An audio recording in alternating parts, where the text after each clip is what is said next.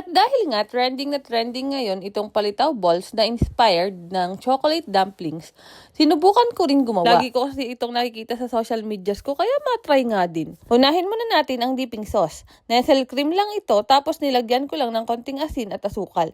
Tikman-tikman nyo lang habang hinahalo para makuha nyo yung tamang timpla na pasok sa panlasa nyo. Hindi ko rin ginawa na sobrang tamis kasi may chocolate na tayo sa loob.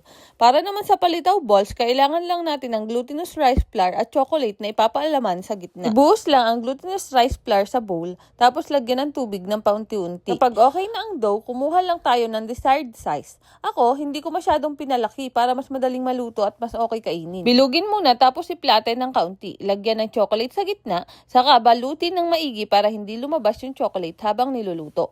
Pagkatapos, bilugin ulit hanggang maging nice and round. Repeat lang natin hanggang maubos ang dough at chocolate. By the way, sa isang maliit na pack ng glutinous rice flour, nakagawa ako na 14 na piraso.